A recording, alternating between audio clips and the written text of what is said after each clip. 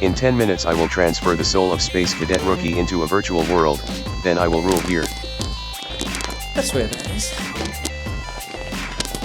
So, it's happened again. Hello and welcome to the bottom of the planet. Basically, Appletv have released yet another banger TV show, and it's about time we start talking about it.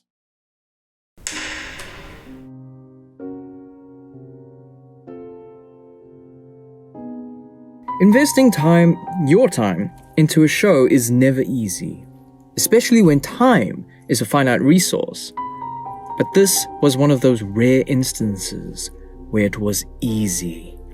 Easy to be enveloped by a world so smartly constructed that your time outside of it for the duration becomes non-existent. This is an attempt at a clever thematic foundation, by the way. Did it work? Do you want to watch the video now? Firstly, it's important to state that anything I discuss here won't be a spoiler for the plot of the show itself. Because I'm making you watch it, you have no choice. Merely, this is a discussion about the atmosphere, the way it made me feel, and my pretentious meandering musings. Welcome to Liminal Space, the show! This is a Stanley Parable, but with goats. I wish I were joking. Severance opens with a question. Who are you?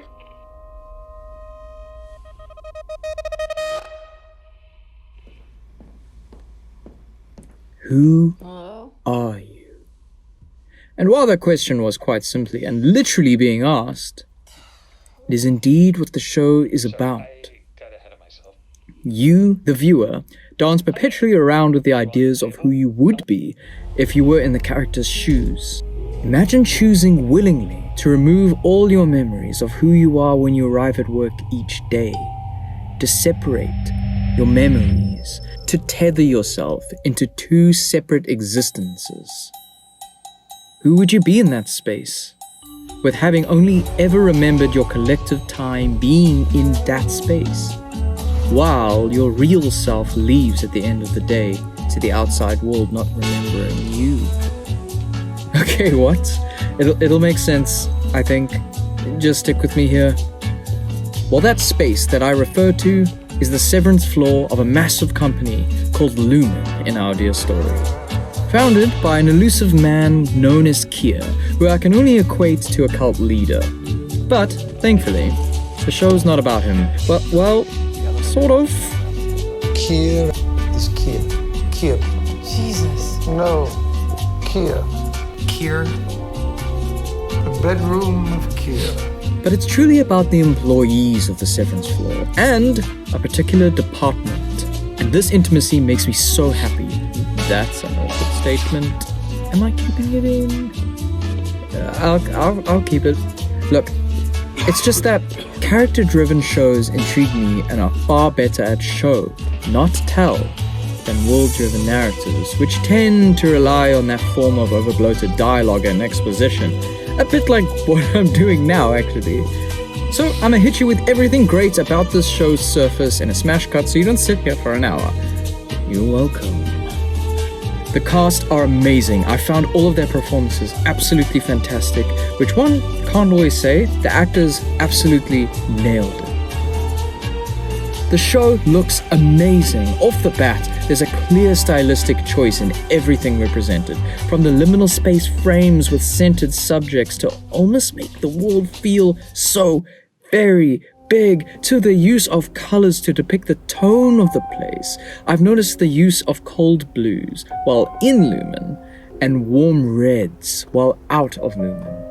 Not only is that great for the viewer to differentiate where we're at in any given moment, it's also a great way to set atmosphere.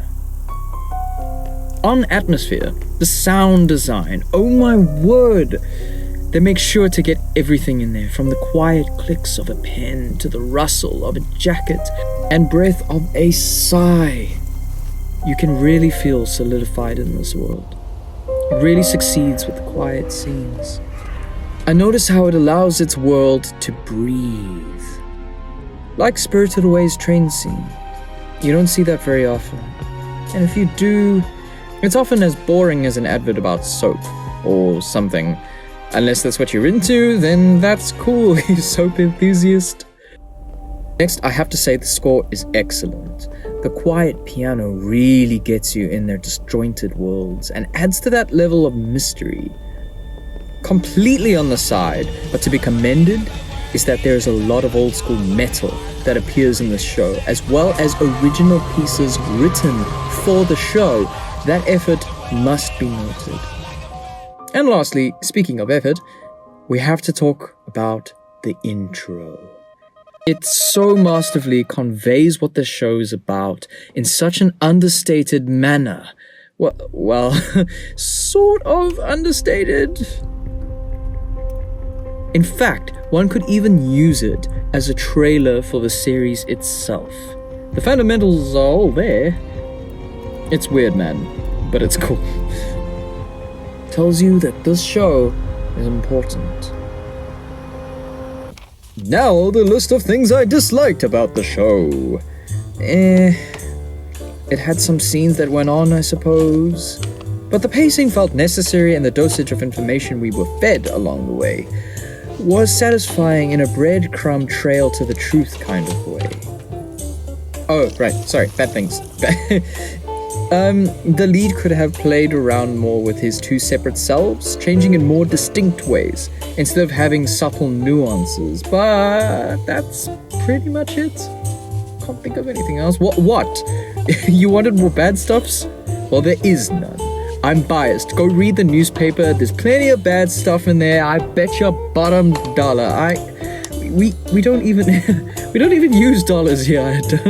I've never said that before. Okay. Getting real for a moment, my heart raced watching this show towards the end, and I found myself actually bouncing with anticipation for the various events that transpired.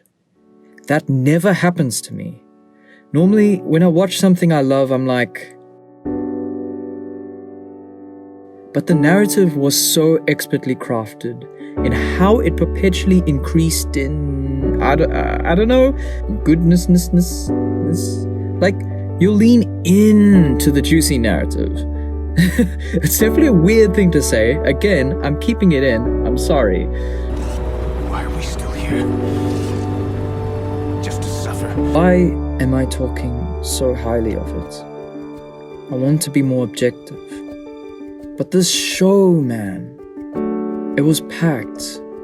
It was a love story, a comedy, The Office but on crack, a horror, a mystery. Ben Stiller directed it, an espionage. They got Christopher Walken, a drama, sci-fucking-fi. And I'm serious. It naturally walked all those genres seamlessly. Now, I know this is how I feel. I'm hoping that you will feel it too, if you've seen it, or that you will once you do. Because you better watch it, I'm watching you. But I was surprised by this gem, and it helped me in a way. Helped me realize something. Something I needed to realize. That I always have a choice. And that's the word I want to give this show.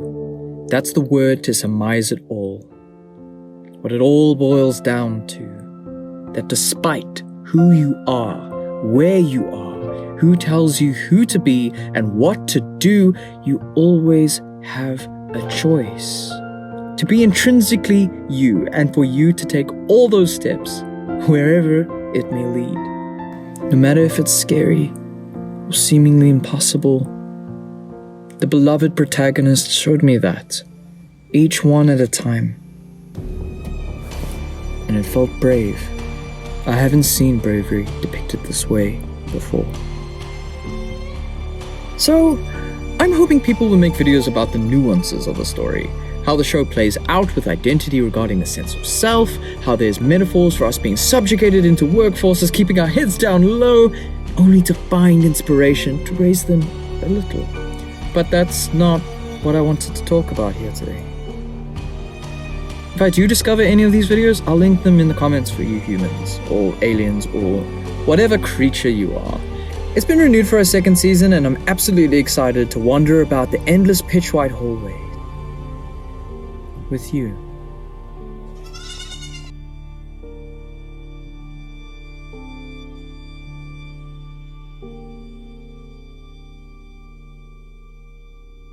We made it to the end of the video. There is no achievement unlock here. It's just this.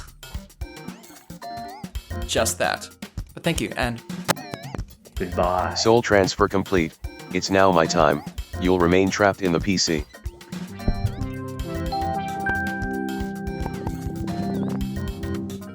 Whoa, what is happening?